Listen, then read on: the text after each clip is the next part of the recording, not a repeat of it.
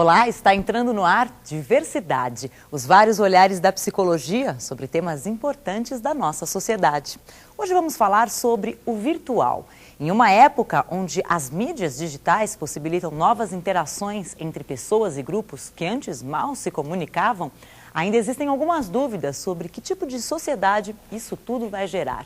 Entre a euforia e o preconceito, a psicologia procura uma visão diferenciada sobre um fenômeno que está alterando as relações humanas.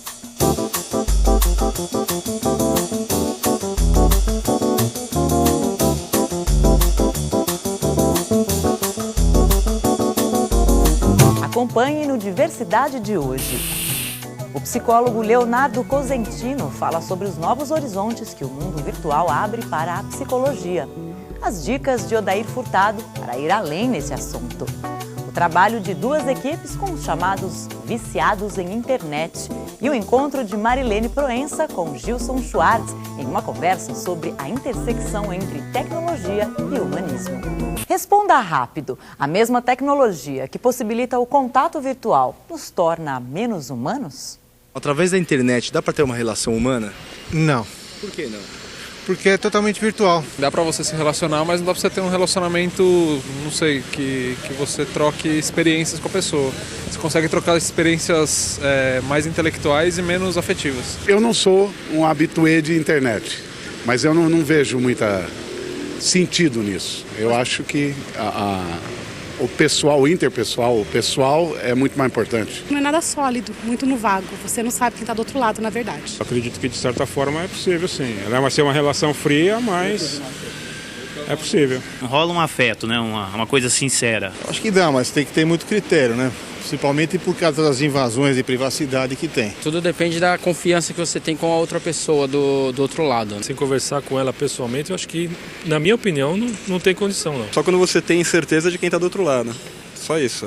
Se você não tem certeza, essas salas de bate-papo, tudo, não existe absolutamente nenhuma segurança. Aqui eu sou real, na internet a gente mente um pouquinho, né? Ajuda, né? Matar a saudade e tal, colocar as conversas em dias, mas não é igual. Fica aquela coisa muito virtual, muito tecnológica. Olhar para uma tela, não estou vendo nada. Vou saber com quem eu estou falando. Uma relação um pouco fria, né?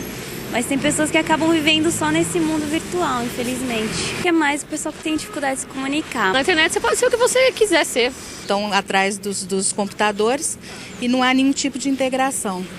Né? Acho que é um pouco impessoal demais para o meu gosto. Pela internet você não reflete realmente o que você é. Assim, você fica escondido atrás de uma máquina e através dela assim, você aproxima relações humanas, mas não, uma relação humana na real, acho que não. Tem que rolar um sentimento no olho, não no teclado. Se a pessoa está oculta na internet, ela aflora seus piores instintos. É isso, né? Fora da internet, ela é obrigada a manter uma certa linha de comportamento aí, que deve ser admitida pela sociedade. Quem comenta essas respostas é a psicóloga Rosa Maria Fará. Rosa é professora da Faculdade de Psicologia da PUC São Paulo e coordenadora do NPPI, Núcleo de Pesquisas da Psicologia em Informática da PUC São Paulo. Organizou 2 livros sobre o tema de hoje, Relacionamentos na Era Digital, em parceria com a também psicóloga Ivelise Fortin, lançado pela editora Giz, e Psicologia e Informática, o ser humano diante das novas tecnologias, pela editora Oficina do Livro. Minha primeira impressão em relação à resposta das pessoas, assim, a impressão que me deu é de que a maioria delas fala a respeito de uma internet que elas imaginam e não uma internet que elas conhecem ainda. Ou seja, o que elas imaginam que venha a ser essa forma de relacionamento via internet. E provavelmente elas falam muito em cima do que elas ouviram dizer, né? Então elas falam muito em frieza, em distância, em mentira, em falta de sinceridade. Ou seja, elas falam a respeito de uma internet imaginada e não tanto de uma internet experimentada, né? Ou de uma relação via internet realmente experimentada. Claro que muitos dos problemas que eles apontam são verdadeiros. Por exemplo, os riscos. Os riscos existem realmente. Existe o risco da falsa identidade, existe o risco da personalidade virtual criada para fins menos éticos, menos legais, menos, enfim, menos verdadeiros, né? Mas acho que o principal, vamos dizer, risco, o principal receio das pessoas vem daquilo que ainda é fantasia, daquilo que ainda é um imaginário em cima de um preconceito. Preconceito nesse sentido, né, do não conhecido ainda.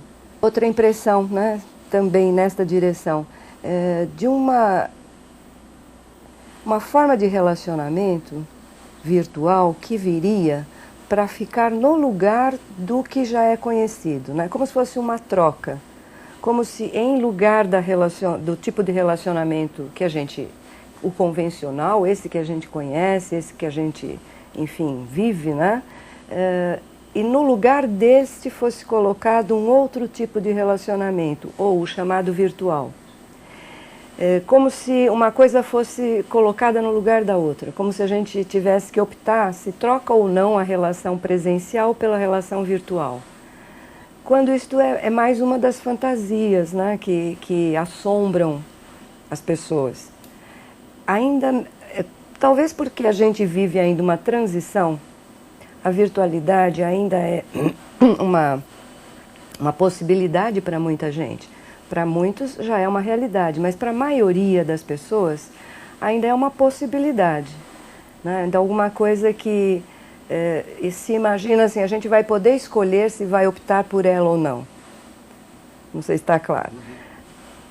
Mas o que a gente observa no concreto é que, pouco a pouco, essa virtualidade ela vai ganhando espaço, né? Ela está entrando na nossa vida aos pouquinhos, ela está começando a se integrar, e na hora que ela se tornar mais conhecida, mais vivenciada, mais experimentada, a gente também provavelmente vai aprender a conviver com ela e a perceber que não é uma coisa que vai chegar para ficar no lugar de outra.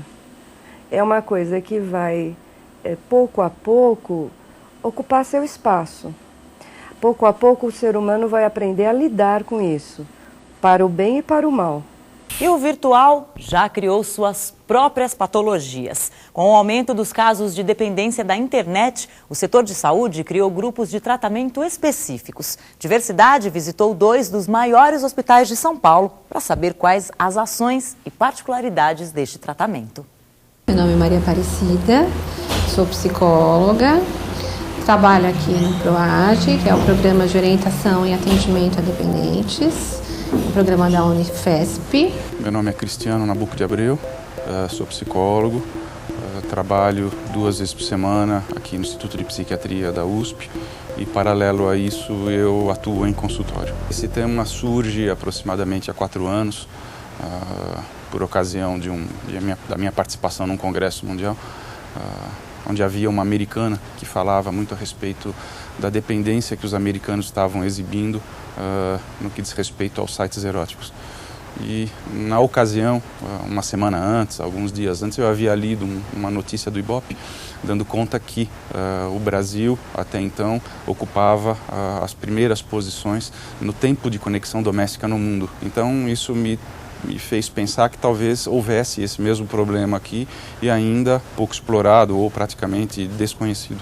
Nós estamos falando de uma patologia nova, nós estamos falando de um comportamento que começa a se apresentar de uma maneira patológica.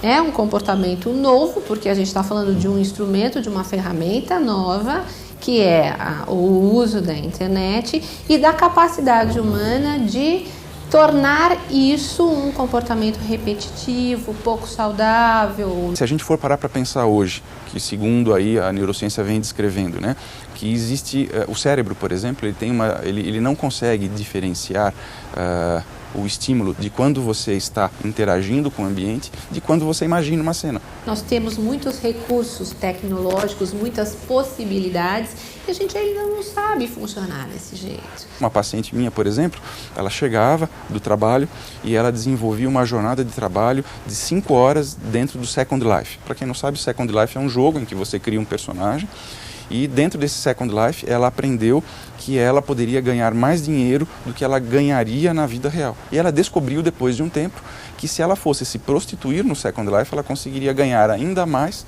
e conseguir realizar as coisas que ela não realizaria hoje. Essa complexidade, essa multiplicidade de possibilidade é muito encantadora, porque é interessante, é empolgante, é instrutivo, é informativo, mas não substitui o contato humano. Não substitui a experiência humana. A gente precisa sempre trabalhar por uma conscientização. Por isso, esse tipo de programa é muito importante. É contínuo a quantidade de e-mails que chegam, né, de pessoas do Brasil todo pedindo ajuda, pelo amor de Deus, meu marido, meu filho, e muitos acadêmicos de psicologia. É muito interessante que a gente começa a ver já estudantes que falam, nossa, eu nunca tinha me dado conta disso, mas a maior parte dos textos ainda que a gente vai buscar, praticamente eles são em inglês, então a gente já publicou algumas coisas em português, então a gente está tentando criar aqui um pouquinho a nossa tradição. Por isso o trabalho da psicoterapia é um trabalho de reorganização desse espaço psíquico onde a pessoa possa voltar a tomar consciência da sua potência. E a potência que está nela, de existência, de vida dela. Se a gente for parar para analisar, muitos dos transtornos eles vêm se repetindo ao longo da história.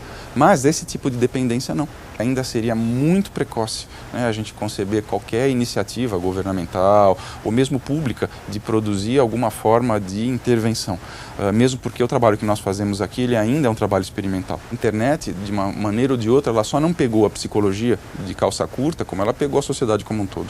A psicologia e o mundo virtual. Esse é o assunto do psicólogo Leonardo Cosentino. Leonardo é psicólogo, mestrando em Psicologia Experimental e membro do NPPI, Núcleo de Pesquisa de Psicologia e Informática da PUC São Paulo. Hoje em dia, muitos têm dito sobre o virtual, sobre a digitalização da informação, sobre a repercussão da tecnologia no cotidiano do homem moderno. E a psicologia tem muito a dizer sobre esses assuntos, especialmente se ela puder incluir outros campos de conhecimento, como a filosofia, como a sociologia, como a própria antropologia e também a biologia. A psicologia evolucionista ela é uma disciplina, uma superdisciplina, que abarca conhecimentos da paleoantropologia, que abarca conhecimentos da biologia evolutiva e da psicologia também. E olhando para esses fenômenos atuais, a gente enxerga que a tecnologia atual nada mais é que o desdobramento das ferramentas que os nossos ancestrais usaram há milhões de anos atrás. E vendo a tecnologia sob essa perspectiva, a gente pode entender como é profunda a relação entre o homem e aquilo que ele constrói. E também como a tecnologia ou os objetos, os adventos tecnológicos não têm um valor em si. É aquele que utiliza um instrumento, é aquele que maneja a ferramenta, que vai usá-la como uma via de expressão. Assim como a faca pode ser usada tanto para alimentar quanto para machucar ou ferir. Para alguns pensadores, o que diferencia o ser humano das outras espécies animais é justamente a dependência dele em relação àquilo que ele fabrica, aquilo que ele utiliza. Dentro da nossa história evolutiva, a gente acabou construindo diversos instrumentos e essa relação se aprofundou tanto que hoje em dia a gente é dependente desses instrumentos. E a partir disso, pensando que nós estamos dependentes dessa tecnologia, mas a tecnologia não possui um valor em si, a gente pode compreender que a tecnologia não é a solução para os nossos problemas, já que os problemas humanos não são de outro domínio, né? Do domínio emocional, do campo emocional, e é do campo das inter-relações, das relações entre uma pessoa e outra. E acho que são nesses dois campos que a psicologia pode contribuir imensamente. Olá, amigos. Um amigo meu me disse que esse negócio de tecnologia, de informação, que a gente imaginava que a coisa ia ter uma substituição do humano e, na realidade, acabamos tendo aí um super liquidificador.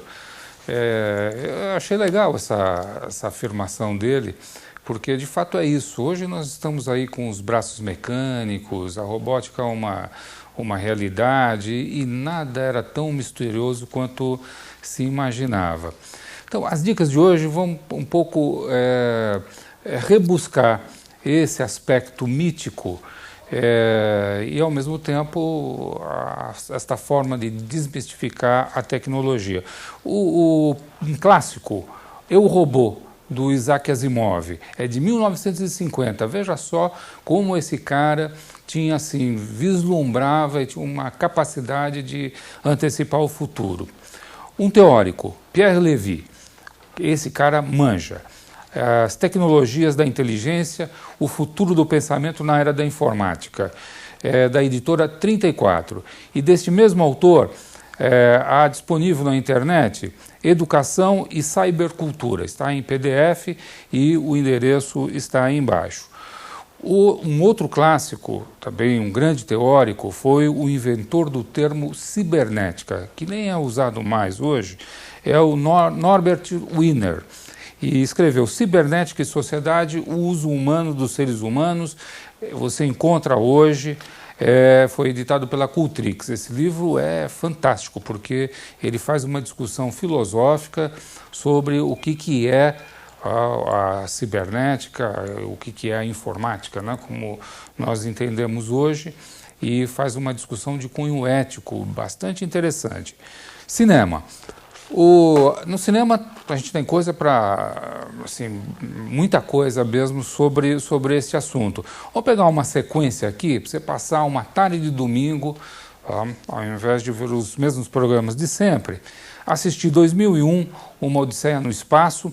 Veja, o filme, por conta do nome, ele se passa em 2001. Blade Runner, O Caçador de Androides, que é um filme de 1982, e ele se passa no ano de 2019. E Inteligência Artificial, do Spielberg, ele deve se passar ali por volta de 2030, mas no final tem ali uma surpresa, porque ele nos remete para muitos anos depois desse período em que a trama se passa. E há uma discussão que é de cunho existencial. Quem somos nós? Desde o Odisseia do Espaço, o que é a humanidade, passando pelo Caçador de Androides, em que há uma discussão de cunho existencialista, qual que é o limite entre o homem e a máquina, e este limite se repete lá no Inteligência Artificial. E aí, se der tempo, você veja o Matrix e veja Minority Reporter, que trata ainda da mesma temática. Como as ciências humanas se relacionam com as tecnologias digitais? Onde ocorre o ponto de contato entre áreas que já foram consideradas incompatíveis?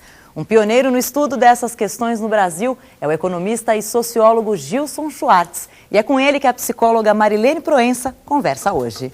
Gilson é professor de Economia da Informação do Departamento de Cinema, Televisão e Rádio da Escola de Comunicações e Artes da USP. Criou e dirige a Cidade do Conhecimento, centro de pesquisa e extensão da Universidade de São Paulo, que desde 1999 promove a incubação de redes de projetos por meio de sistemas de informação para a inteligência coletiva, desenvolvimento de mídias como TV digital e telefonia celular, educação à distância e governo eletrônico. Gilson, eu queria que você falasse um pouco sobre essa questão da relação entre a tecnologia e a área de humanas, porque, em geral, se acha que a humanização não se dá pela via da tecnologia, ou que a tecnologia desumaniza, de alguma forma, o ser humano. Então, eu queria ouvir um pouco você sobre isso. Bom, a gente vive uma herança esquizofrênica aí na universidade, né? Com essa divisão em humanas, biológicas, biomédicas e tecnológicas, né? Como se essas três coisas fossem completamente independentes. Então, o pessoal que vai estudar a área de humanas não tem nada a ver com vida, com biologia, que por sua vez não tem nada a ver com tecnologia. E a gente é educado e é formado nessa tradição que foi se mostrando insustentável, né? Cada vez mais esses três polos têm que dialogar, tem que um conhecer um pouco, até muito do outro. Perdeu sentido, né? Essa separação entre o que é humano e o que é tecnológico. Para alguns é a emergência do ciborgue, né? Quer dizer, que é o robô que se humaniza. Para outros é o próprio ser humano que vai se estendendo, né? Se ampliando, né? Na sua própria representação. Não apenas como instrumentos que ele usa para dominar a natureza, mas como formas de se representar mediadas por tecnologias. E você está falando desse diálogo possível entre as duas áreas. Como é que você materializaria hoje, né, esse diálogo? Em que dimensões que ele se dá e como que ele se dá? Bom, ainda há um predomínio da tecnologia. Em função do próprio sistema econômico, né, o capitalismo ele é feito pela indústria, ele é dominado pela indústria. Então a tecnologia, o desenvolvimento de ferramentas, o desenvolvimento das máquinas, ele ainda predomina.